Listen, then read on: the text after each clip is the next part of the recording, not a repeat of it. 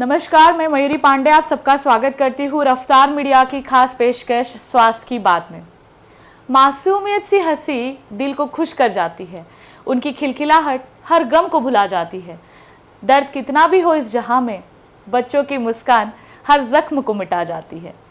बच्चे कुदरत का एक बेहद ही खूबसूरत तोहफा होते हैं, जिनकी मुस्कान, जिनकी मासूमियत हम सभी को एक अलग ही दुनिया में ले जाती है। और जैसे कि आप जानते हैं कि जब ये नन्हे फरिश्ते हमारे जीवन में आते हैं, उस समय इन्हें देखभाल की, केयर की सबसे ज़्यादा ज़रूरत होती है। आइए इसीलिए आज हम बात करने वाले हैं शहर के जाने माने पीडियाट्रिशियंस से और उनसे जानने की कोशिश करेंगे बच्चों के अच्छे स्वास्थ्य के बारे में इस साक्षात्कार में। आइए स्वागत करें प्रसिद्ध बाल रोग विशेषज्ञ डॉक्टर अजीत सहाय जी। बच्चों के स्वास्थ्य के क्षेत्र में वर्षों का अनुभव रखते हैं। इनके पास बच्चों के विभिन्न स्वास्थ्य मुद्दों के निदान और उपचार में विशेषज्ञता है और इन्होंने अपने करियर में कई बच्चों और उनके परिवारों की मदद की है। डॉक्टर अजीत सहाय सेंटिविटा अस्पताल रांची में कार्यरत है, जहां वह बच्चों के स्वास्थ्य के लिए समर्पित सेवाएं प्रदान करते हैं। डॉक्टर साहब का बहुत बहुत स्वागत है। Thank you. डॉक्टर, हम आपसे जानना चाहते हैं कि जब एक नवजात बच्चा जन्म लेता है तो आप ही सबसे पहले उसका इनिशियल असेसमेंट करते हैं, तो आप किन मापदंडों या पैरामीटर्स पर यह निर्णय लेते हैं कि बच्चा कितना स्वस्थ है? बहुत ही महत्वपूर्ण सवाल किया आपने।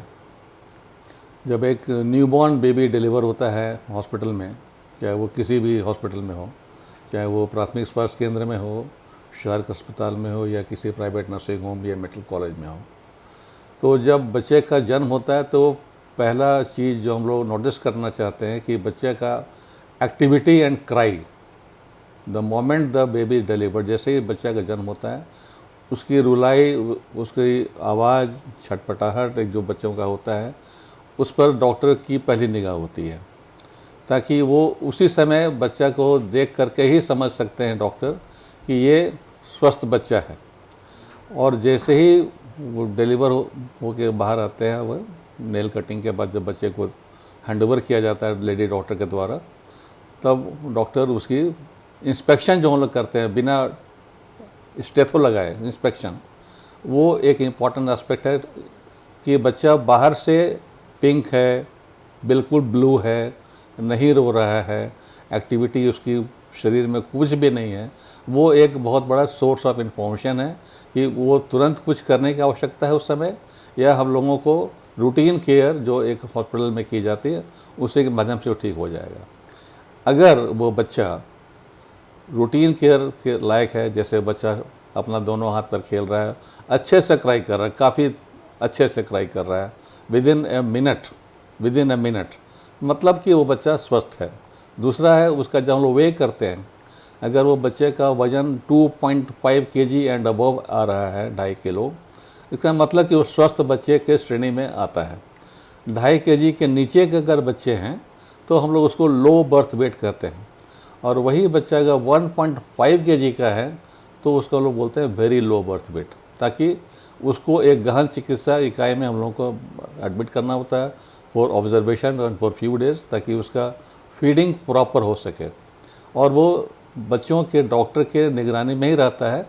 और वो जब एक्टिविटी उसकी ठीक होने लगती है, वेट गेन करने लगता है, देन वी डिसाइड कि अब उसको हम लोग माँ को डिलीवर कर सकते हैं, हॉस्पिटल में ही हैंड ओवर कर सकते हैं, और उसको ब्रेस्ट फीडिंग के लिए हम लोग ऑलवेज प्रेफर करते हैं। उसको हमेशा कहते हैं कि आप ब्रेस्ट फीडिंग पर ज़्यादा ध्यान दें। जो बच्चे समय से पहले होते हैं, 9 मंथ एंड बिफोर, उनको विशेष चिकित्सा की आवश्यकता पड़ती है। अगर वो 7 मंथ में है, 7.5 मंथ में है, 8 मंथ इज़ ओके, अगर उसका बॉडी वेट ठीक है तो। अगर सही है body weight 2 kg and above भी है, 8 किलो से 8 मंथ से ऊपर का डिस्ट्रेशन है, तो भी हम लोग उसको अपने हॉस्पिटल में ऑब्जर्वेशन के बाद माँ के पास भेज सकते हैं। ये शुरुआत के दौर की बात होती है, जो बहुत ही इम्पॉर्टेंट एस्पेक्ट है on the day of delivery. जी बिल्कुल सही। डॉक्टर, नवजात शिशुओं में पीलिया बहुत ज़्यादा आमतौर पर होता है, जिसे हम नियोनेटल जॉन्डिस भी कहते हैं। तो पीलिया सुनकर काफ़ी लोग घबरा भी जाते हैं, तो क्या ये गंभीर समस्या है? बच्चों को इसमें NICU में रखने की आवश्यकता होती है? और साथ ही हमें बताएं कि फिटल हीमोग्लोबिन क्या होता है? नियोनेटल जॉन्डिस जो नवजात में जॉन्डिस हुआ करता है, ये आज की तारीख में बहुत ही कॉमन है, वेरी वेरी कॉमन। लेकिन उसमें भी क्लासिफिकेशन है। क्लासिफिकेशन क्या है कि अगर बच्चे के जन्म के 24 घंटे के अंदर ही उसको जॉन्डिस हो चुका है, तब वो गंभीर समस्या है। उसमें बहुत सी चीज़ों को हम लोग को ध्यान देना होता है कि बच्चे का ब्लड ग्रुप, माँ का ब्लड ग्रुप, कोई ABO जो RH का जो इनकम्पेटिबिलिटी होते हैं, मिसमैच, वो एक गंभीर समस्या होती है। और उसमें बहुत बार ऐसा भी हम लोग देखते हैं कि माँ को पता नहीं रहता है कि उनका ब्लड ग्रुप क्या है। बच्चा तो कोई जन्म होता है तभी मालूम चलता है कि उसका ब्लड ग्रुप क्या है। कोई बीमारी से अगर माँ पहले से ग्रसित है, वो कभी कभी उनको पता भी नहीं रहता है कि कोई बीमारी से ग्रसित है, तो जो डॉक्टर को पहले से बता पाएँ, ताकि डॉक्टर पहले ही कुछ उनका इन्वेस्टिगेशन कर सकें। डॉक्टर, नवजात शिशुओं में पीलिया बहुत ज़्यादा आमतौर पर होता है, जिसे हम नियोनेटल जॉन्डिस भी कहते हैं। जो पीलिया सुनकर काफ़ी लोग घबरा भी जाते हैं, तो क्या ये गंभीर समस्या है? बच्चे को इसमें NICU में रखने की आवश्यकता होती है? और साथ ही हमें ये बताया कि फीटल हीमोग्लोबिन क्या होता है? न्यूबॉर्न बच्चों में जॉन्डिस आजकल एक आम समस्या है। समस्या नहीं कहेंगे, एक काफ़ी कॉमन फाइंडिंग है ये। तो इसमें क्लासिफिकेशन अलग अलग होती है जॉन्डिस की न्यूबॉर्न्स के लिए। तो वैसे पीलिया या जॉन्डिस जो जन्म के 24 घंटे के अंदर होते हैं, वो बहुत एक इम्पॉर्टेंट और उसमें ध्यान देने की आवश्यकता होती है, क्योंकि वो बहुत बार जानलेवा भी होता है। इसमें डॉक्टर को ब्लड टेस्ट करके, जो बिलिरुबिन के टेस्ट होती है, डायरेक्ट इनडायरेक्ट, वो देखना पड़ता है। और 24 घंटे के अंदर उसकी वैल्यू क्या है वो इम्पॉर्टेंट है। अगर वो more than 5 to 10 mg milligram% है, तो उसमें सचेत हो जाते हैं डॉक्टर। और बहुत सी फैक्टर्स जो इसको प्रमोट करती हैं, खास करके ब्लड RH इनकम्पेटिबिलिटी जो हम लोग बोलते हैं, कुछ बीमारियों के कारण भी होती हैं। वो बहुत बार माँ को पता नहीं रहता है कि उनका ब्लड ग्रुप क्या है। बच्चे का जन्म के बाद ही ये मालूम चलता है कि उनका ब्लड ग्रुप क्या है। और जो बच्चों का जॉन्डिस 48 आवर्स के बाद हुआ करता है, आँख में पीलापन, शरीर में पीलापन, कभी कभी पूरे शरीर में पीलापन, एवन कि तलवे तक आ जाता है, वो बिना बाहर से हम लोग जब ब्लड टेस्ट करके देखते हैं तभी पता चलता है कि उनको हम लोग हॉस्पिटल में NICU में एक विशेष विधि के द्वारा, फोटोथेरेपी कहते हैं उसको, उसके द्वारा ठीक किया जा सकता है। वो सिंपल घर में डायरेक्ट सूर्य की रोशनी जो सुबह में उपलब्ध है, उसके एक्सपोजर से भी बहुत बच्चे ठीक हो जाते हैं। लेकिन वो डिपेंड करता है उनका मापदंड पे कि बिलिरुबिन का लेवल क्या है। हर जगह एक अलग डॉक्टर्स का, अलग हॉस्पिटल्स में एक प्रोटोकॉल है। उस प्रोटोकॉल के अनुसार अगर जो फॉलो करते हैं, अगर 48 आवर्स के बाद बच्चे का जॉन्डिस का लेवल 10 मिलीग्राम है बिलिरुबिन का, तो उसमें वॉच करना होता है। और अगर वो मोर देन 15 मिलीग्राम आ रहा है, देन हम लोगों को एक गहन चिकित्सा, जो हम लोग NICU में फोटोथेरेपी होती है, उसके अंदर रखना पड़ता है। आँख को पट्टियों से बांध दी जाती है ताकि रोशनी आँख में न जाए, और एक नापी हम लोग नीचे पहनाते हैं ताकि जो प्राइवेट पार्ट है बच्चों का वो सुरक्षित रहता है, रोशनी से कोई तरह का डैमेज ना हो। ये खास करके लड़कों के लिए है ये। दूसरी बात, जो बच्चे 24 घंटे के अंदर वाले हैं, उसको जब तक कि 100% कंफर्म ना हो जाए कि ये किस कारण से है और उसकी जॉन्डिस का लेवल घट रहा है, बढ़ रहा है, वो गहन चिकित्सा इकाई में ही उसकी फर्दर इन्वेस्टिगेशन के साथ, बहुत सारी टेस्ट होती हैं उसमें, इसमें अभी कहना हम लोगों के लिए उचित नहीं होगा इस प्लेटफॉर्म पे कि कितने सारे टेस्ट हैं, लेकिन वो एक इम्पॉर्टेंट इशू है जो 24 घंटे के अंदर होती है।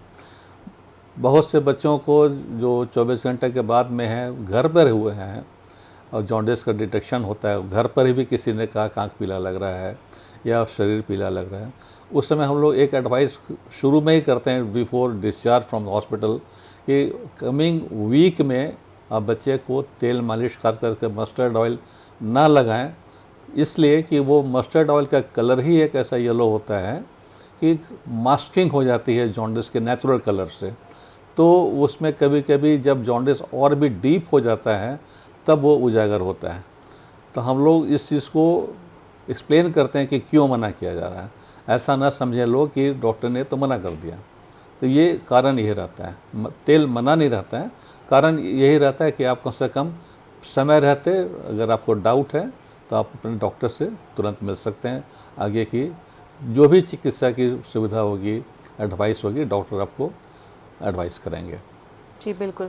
डॉक्टर, एक ज़ीरो इम्यूनाइजेशन क्या होता है? सॉरी, ज़ीरो इम्यूनाइजेशन क्या होता है? ओके, ज़ीरो इम्यूनाइजेशन है जो बर्थ के बाद दी जाती है, एट बर्थ। वो एट बर्थ में जो पूरे इंडिया में जो एक हम लोगों का प्रोटोकॉल है, उसमें बीसीजी जो बाएं कंधे में दी जाती है यहाँ पे, और उसको देने की विधि अलग होती है, इंट्राडर्मल दी जाती है जो ट्यूबरक्लोसिस से बचाव करती है। दूसरा है ओरल पोलियो ड्रॉप जो पीने की दवा होती है, 2 बूंद पिलाया जाता है। और तीसरा है हेपेटाइटिस बी का वैक्सीन जो थाई में दी जाती है। आजकल बैक में वैक्सीन बिल्कुल मना हो गया है काफ़ी सालों से। आईएपी जो हम लोगों का प्लेटफॉर्म है और गवर्नमेंट ऑफ इंडिया भी जो स्वास्थ्य विभाग है, आजकल किसी भी जगह पर बैक में, खासकर हिप एरिया में वैक्सीन देना मना है। डॉक्टर, जैसे आप जॉन्डिस के बारे में बता रहे थे तब आप कह रहे थे कि धूप दिखाना भी कई बार ज़रूरी होता है, तो बहुत से पीडियाट्रिशियंस हम लोग यही सलाह सुनते हैं कि धूप दिखाइए बच्चों को। तो जॉन्डिस के अलावा भी और कैसा काम करता है? धूप दिखाना कितना ज़रूरी होता है बच्चों को? धूप दिखाना ऐसे भी एक प्राकृतिक सेवन है धूप का, जिसमें नेचुरल रूप में विटामिन डी भी जो सामने बच्चों को लेकर हैं उनको भी मिलता है और बच्चे को भी मिलता है। तो दोनों तरह से दोनों लोग लाभान्वित होते हैं, बच्चे भी और जो सामने में है धूप के सामने उनको भी। और सुबह का धूप ही इम्पोर्टेंट होता है।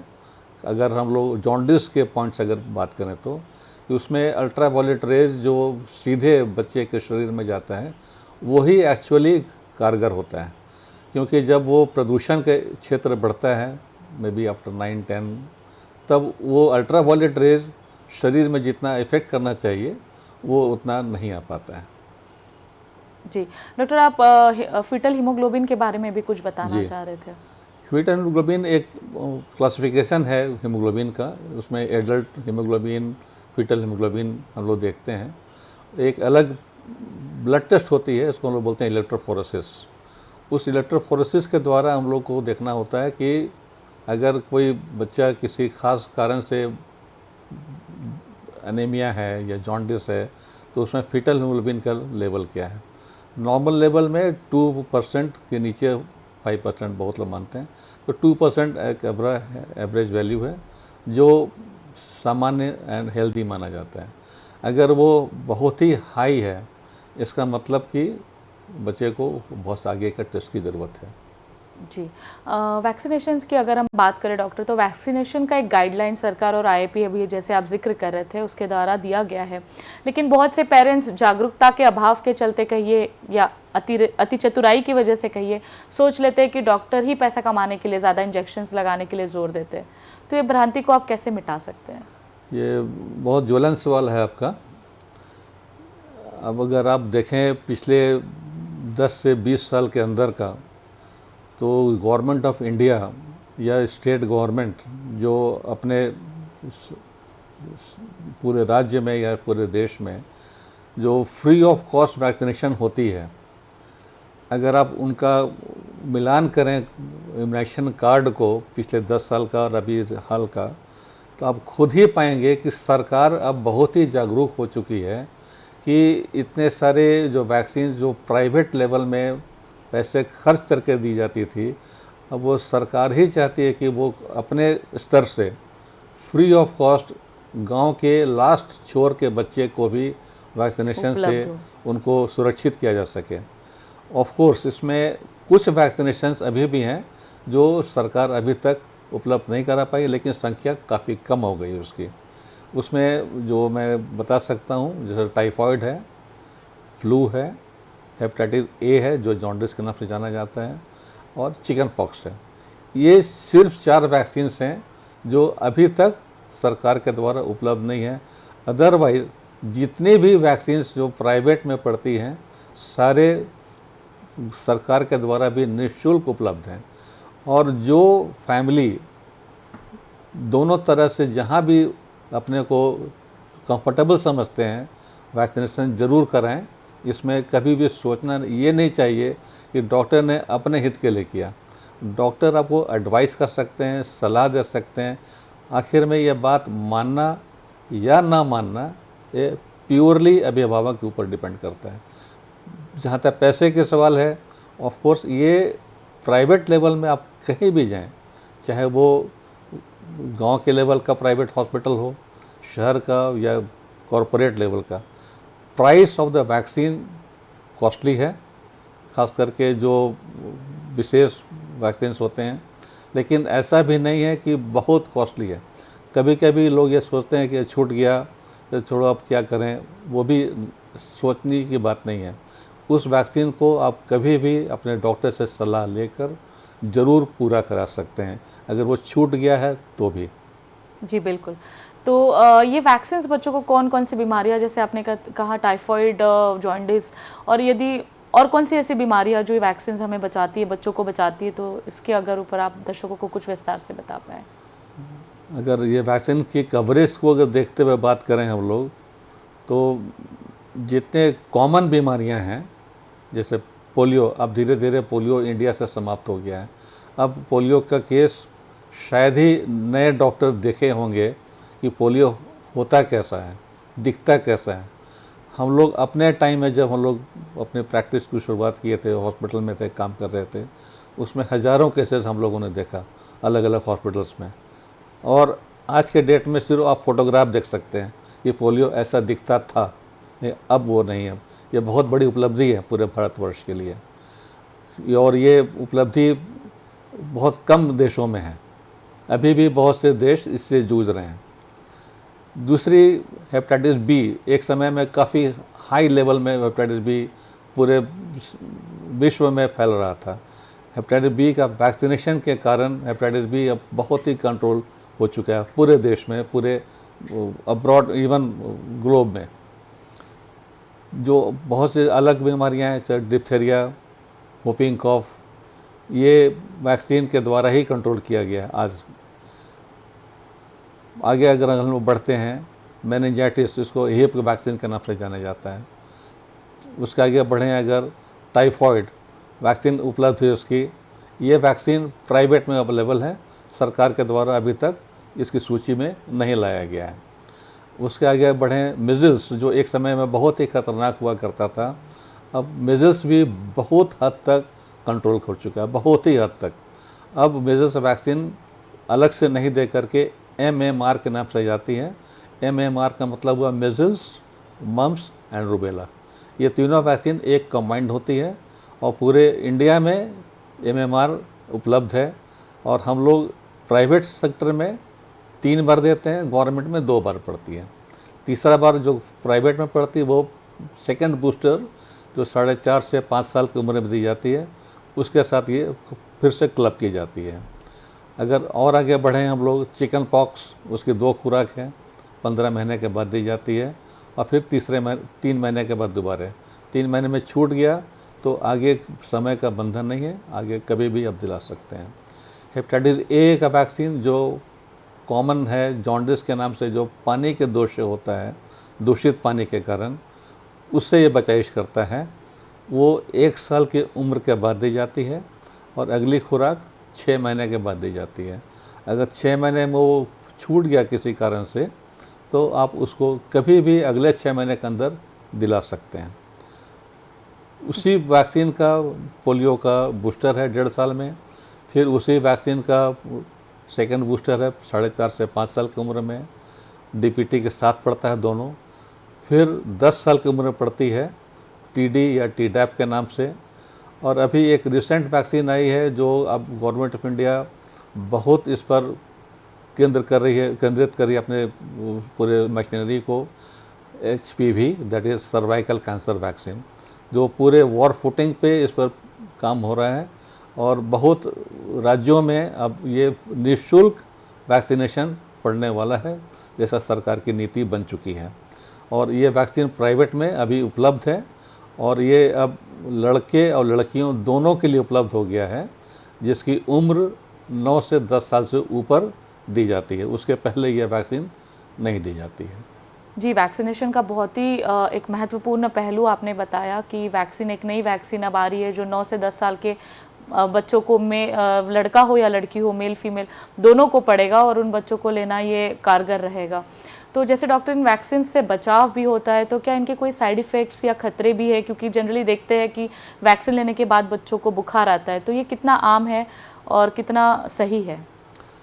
ये साइड इफ़ेक्ट की अगर बात करें तो ये सच्चाई है। साइड इफ़ेक्ट सच्चाई में क्या है कि वो फीवर, जहाँ पर सुई दी गई है वैक्सीन, उस जगह पे कोई लालीपन या कोई तरह का दर्द हो सकता है, लेकिन ये सामान्य रूप से 1 से 2 दिन में ठीक हो जाता है। दवा डॉक्टर सजेस्ट करते हैं ताकि अगर बच्चे को दर्द है या बुखार है या सूजन है तो उसके डॉक्टर के बताए अनुसार, डोज के अनुसार ज़रूर पिलाना चाहिए। मालिश एक या 2 दिन ना करें। बहुत बार ऐसा होता है कि अगर बच्चे का स्वास्थ्य ठीक नहीं है, बच्चे को कोई कारण से हाई फीवर रन कर रहा हो या कोई रेस्पिरेटरी इन्फेक्शन हो, बहुत ज़्यादा खांसी हो रही है, तब उसको आप डेफर कर सकते हैं, मतलब आगे बढ़ा सकते हैं। डॉक्टर के बताए अनुसार कोई दवा दी जा रही है, वो हो जाए, बच्चा स्वस्थ हो जाए, आप दोबारा वैक्सीन डॉक्टर से मिल करके करा सकते हैं। बहुत बार ऐसा भी होता है कि वैक्सीन के बाद जिस जगह पर वैक्सीन दी जाती है पाँव में, कभी कभी वहाँ एब्सेस भी हो जाता है, सूजन हो जाता है, जो बहुत से डिफरेंट कारण हैं। अगर ऐसा कभी दुर्घटना है किसी के साथ, संख्या बहुत ही कम है, बहुत ही कम, तो अपने डॉक्टर से मिल करके उसका जो उचित समाधान है ज़रूर करना चाहिए। डॉक्टर, जैसे फार्मूला मिल्क की अगर हम बात करें, वैसे तो डॉक्टर्स का कहना है कि माँ का दूध ही बच्चे के लिए सबसे ज़्यादा ज़रूरी है, महत्वपूर्ण है, पर यदि वो ना हो पाए किसी कारणवश तो फार्मूला मिल्क भी अवेलेबल है, इतनी वैरायटीज़ में अवेलेबल है, तो कौन सा चूज़ करें, ये भी एक समस्या का विषय बन गया है न्यू पेरेंट्स के लिए। स्पेशली अगर हम बात करें तो सोया बेस्ड फीड्स या लैक्टोज बेस्ड कौन से अच्छे होते हैं, और गाय का दूध बच्चों को कब से एडवाइजेबल होना चाहिए?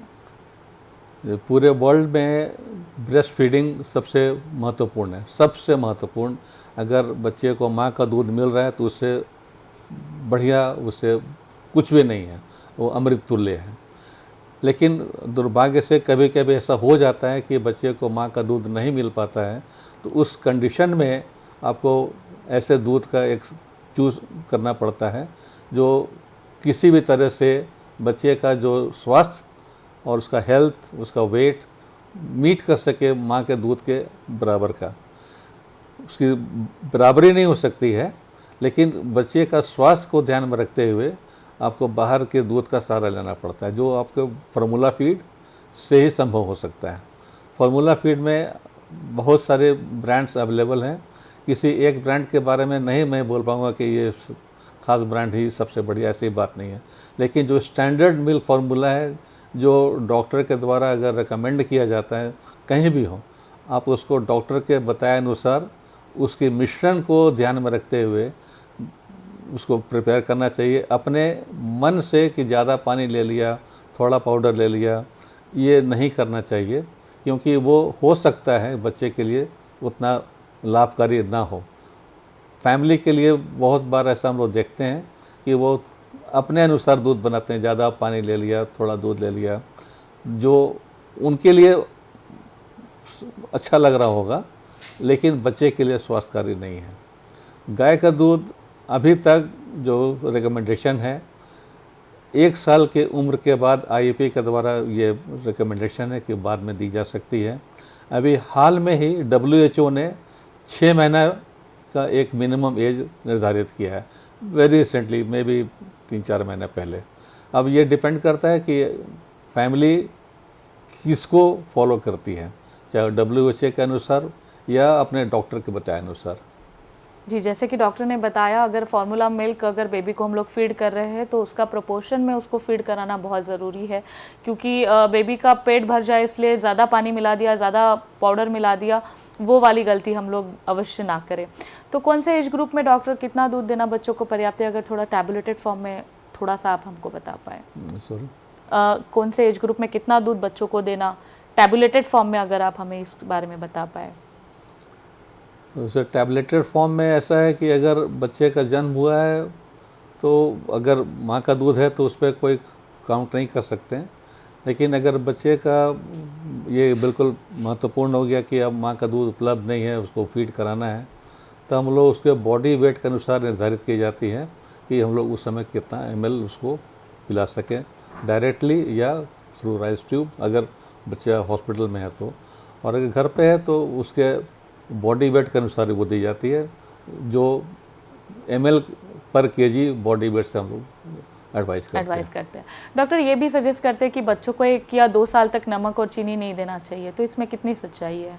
ये अभी अमेरिकन एकेडमी ऑफ पीडियाट्रिक्स का ये एक सुझाव आया है, पिछले कुछ सालों से है, जो ये कहता है कि बच्चे को 6 महीने के बाद किसी भी तरह का सॉल्ट एंड शुगर से आप दूर रखें 1 साल की उम्र तक।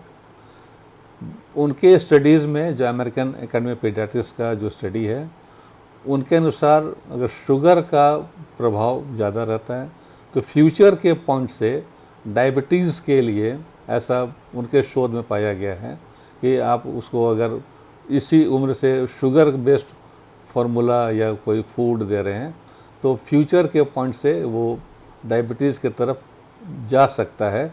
और उसी की गणना को देखते हुए, उनके स्टडीज़ को देखते हुए अब बहुत से डॉक्टर्स इंडिया में भी नमक और चीनी का ये एडवाइस करते हैं कि आप पहले 1 साल, मतलब 6 महीने से 1 साल के बीच आप इसको ना दें। डॉक्टर, ये हो गई फार्मूला मिल्क और दूध के बारे में अभी तक हम लोग बात किए। वीनिंग क्या है और इसके बारे, ये कब शुरू करते हैं, इसके बारे में अगर आप बताएं। वीनिंग है कि बच्चे को जब माँ के दूध से जब हम लोग अलग कर रहे हैं तो वो अलग करने की शुरुआत के पीरियड को हम लोग वीनिंग कहते हैं। ये उम्र आती है 6 महीना। 6 महीना मतलब 6 मंथ्स कंप्लीट। बहुत से लोग 5वें महीने के बाद जैसे वो 2-4 दिन आगे बढ़ता है तो उसको 6 महीना मान लेते हैं, तो वो 6 महीना नहीं हुआ, उसका 6ठा महीना रनिंग है, 6th मंथ है। तो वो चीज़ की बहुत लोग भूल करते हैं कि बच्चा तो 6 महीने का हो गया, एक्चुअली 6 महीने का हुआ नहीं है, 6ठे महीने में कदम रखा है वो। तो वीनिंग का महत्वपूर्ण हिस्सा है 6 महीने, मतलब 6 महीने तक आप पूरे माँ का दूध पर रखें। 6ठे महीने के बाद से स्लोली उसको माँ के दूध के साथ साथ अगले 6 महीने तक जो फैमिली फूड है उसमें नमक ना हो, चीनी ना हो, उसका आप उसके अनुसार लिक्विड से स्टार्ट करते हैं, फिर धीरे धीरे सेमी लिक्विड, फिर सेमी सॉलिड, फिर सॉलिड। लिक्विड का मतलब जैसे दाल का पानी हो गया, बॉइल्ड वाटर हो गया, थोड़ा बहुत माड़ हो गया राइस का, अ बिट ऑफ बटर थोड़ा उसमें मिला के भी दे सकते हैं ताकि वो कंप्लीट मिश्रण हो गया फैट, प्रोटीन एंड कार्बोहाइड्रेट का।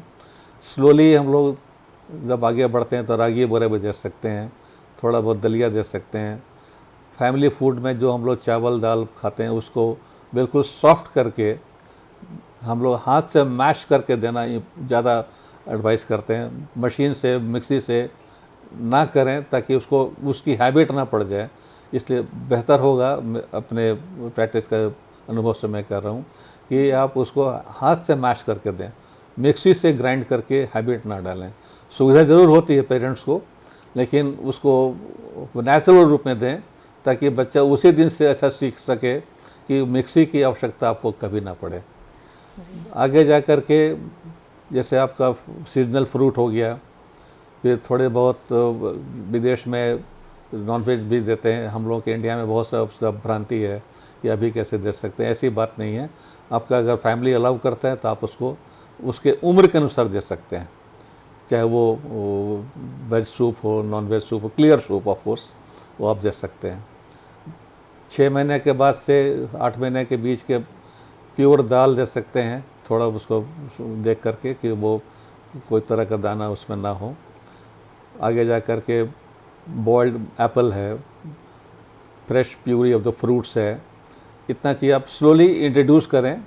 जो कभी आपको लगे कि बच्चा नहीं लेना चाह रहा है अपना मुंह मोड़ दे रहा है, तो आप उस फूड को 3 से 4 दिनों के लिए उसके नज़र से हटा लीजिए, ताकि वो 3-4 दिनों में उसके मेमोरी से हट जाता है।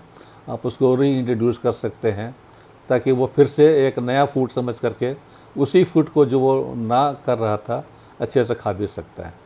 जी जी। डॉक्टर, बच्चों में पोषण की कमी के क्या लक्षण हो सकते हैं? जैसे माल न्यूट्रिशन की अगर हम बात करें तो इसका समाधान कैसे किया जा सकता है?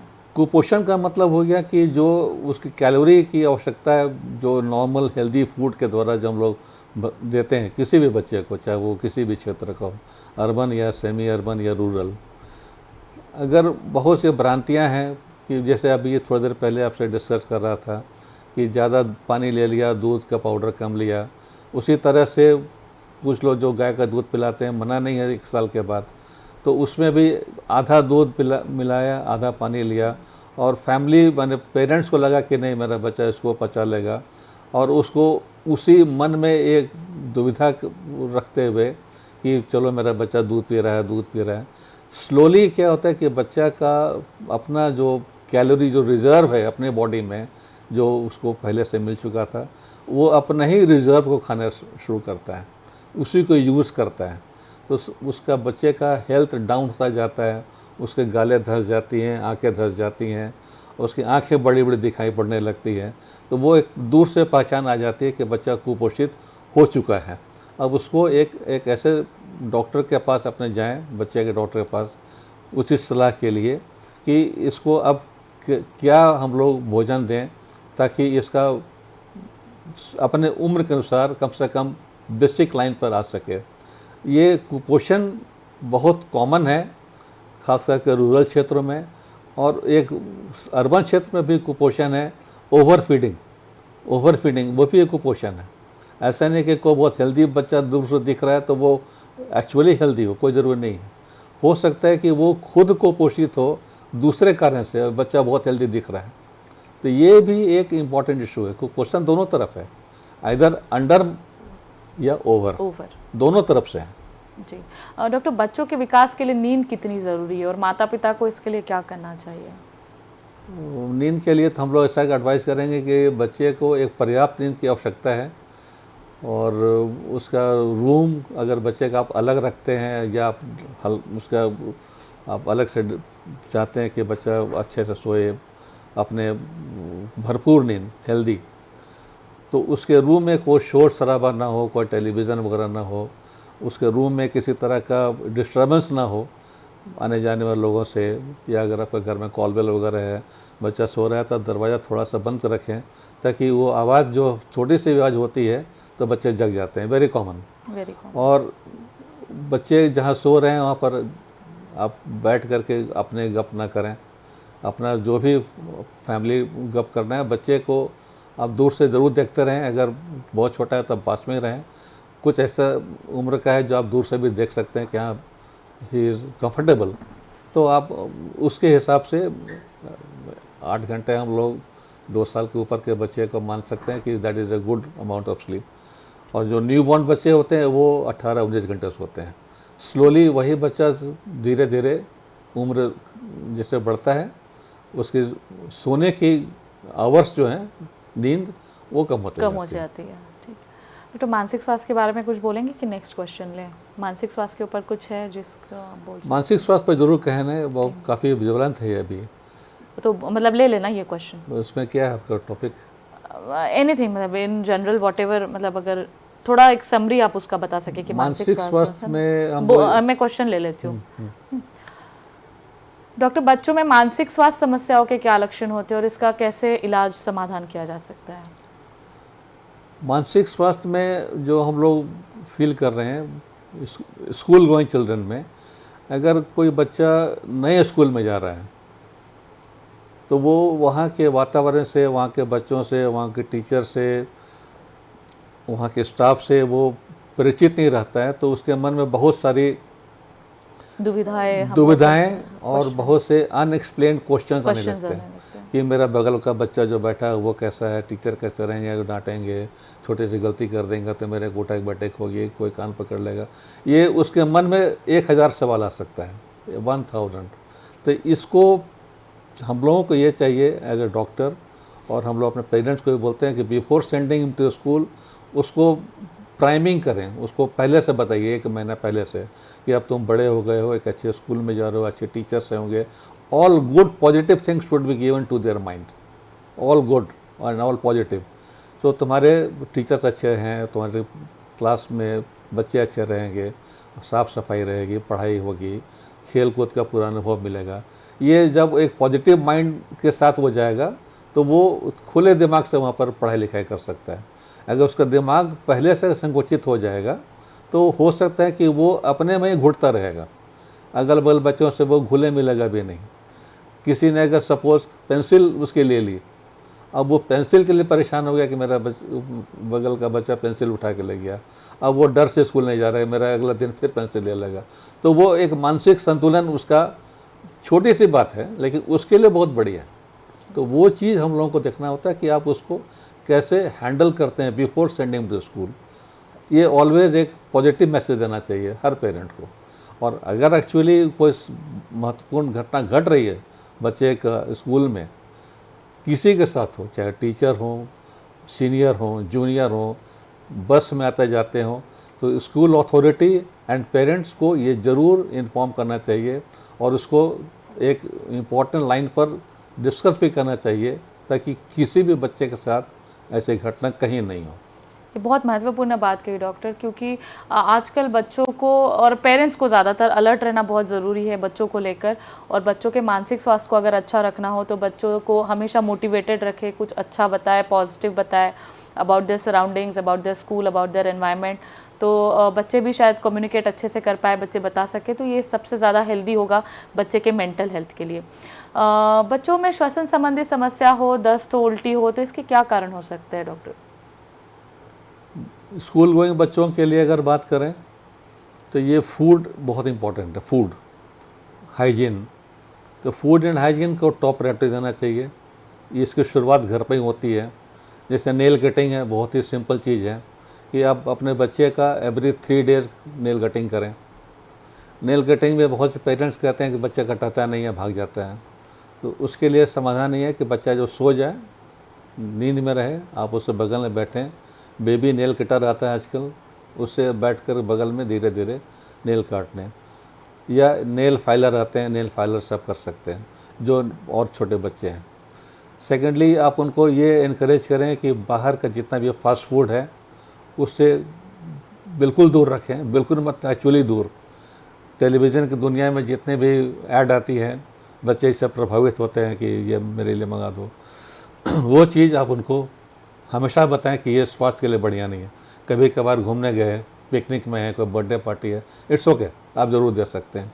लेकिन ये रोज़ की घटना, रोज़ की इसको प्रैक्टिस रूटीन में नहीं नहीं, रोज़ प्रैक्टिस नहीं होनी नहीं चाहिए। रखना है। आजकल देखा गया है कि स्कूल के बाहर, बहुत से स्कूल के बाहर में ही काउंटर बने रहते हैं, उसमें अलग अलग नाम के fast food, cold drink, lot of things are there. तो बच्चे देख करके वो स्कूल से पहले वहाँ जाते हैं, पेरेंट्स को बोलते हैं मेरे ये खरीद दीजिए, वहाँ से वो खरीदवाता है, फिर रास्ते भर खाते हुए घर आता है। तो ये चीज़, उसकी हैबिट वहीं शुरू हो जाती है। तो ये पेरेंट्स को भी चाहिए कि इसको हाउ टू हैंडल, इसको हमेशा बताएं, रोज़ बताएं कि ये अच्छी चीज़ नहीं है। जी बिल्कुल, जैसे शुरुआत में हम लोग डिस्कस कर रहे थे डॉक्टर, आपने तब कहा था कि बच्चा जब नवजात शिशु जन्म लेता है और सबसे पहले आप देखते हैं कि वो रो रहा है विदिन अ मिनट, और कोई अगर बच्चा ऐसा है जो नहीं रोया है शुरुआती कुछ मिनटों में या समय में, तो क्या उसका ब्रेन डेवलपमेंट सही नहीं हो सकता है? और सेरिब्रल पाल्सी ये क्या कंसेप्ट होता है, अगर आप हमें बताएं। जो बच्चे जन्म के बाद नहीं रो पाते हैं तो उनको ब्रेन में ऑक्सीजन की जो इमीडिएट रिक्वायरमेंट होती है उससे वो वंचित रह जाता है। तो ब्रेन का डेवलपमेंट नहीं हो पाता है फ्यूचर के लिए। लेकिन वो पूरा फ्यूचर जो मिनिमम 1 ईयर का पीरियड है वो बिल्कुल ऑब्जर्वेशन का पीरियड होता है। अगर वो बिल्कुल शिथिल पड़ गया जन्म के बाद नहीं रोने के कारण, तब उसको NICU में एडमिट करना होता है। और वो जब कुछ डेवलपमेंट, मतलब जो रिकवरी होती है, तब उसको वो समय कुछ भी लग सकता है, 1 हफ्ते भी लग सकते हैं, 1 महीना भी लग सकता है। और वो जब कुछ एक्टिविटी रिकवरी शुरू हो गई, तब डॉक्टर उनको एवरी मंथ, एवरी 3 मंथ उसको बुला करके उसके सारा एक मेजरमेंट की जाती है। ब्रेन की गोलाई का जो हम लोग सर का मेजरमेंट लेते हैं, वेट लेते हैं, उसको माइलस्टोन जितना होता है कि वो अचीव किया कि नहीं, मिला कि नहीं, पहुंचा कि नहीं वहाँ तक। जैसे 3 मंथ्स में बच्चे का गर्दन सीधा हो जाना चाहिए, 3 to 4 मंथ्स एवरेज। 6 महीने में, 7 महीने के बीच में बच्चा को खुद से अपने को बैठने का एक अनुभव होना चाहिए। 9 मंथ में बच्चा घुसकना चाहिए। 1 साल की उम्र में कम से कम वो खड़ा हो जाए अपने पाँव पे।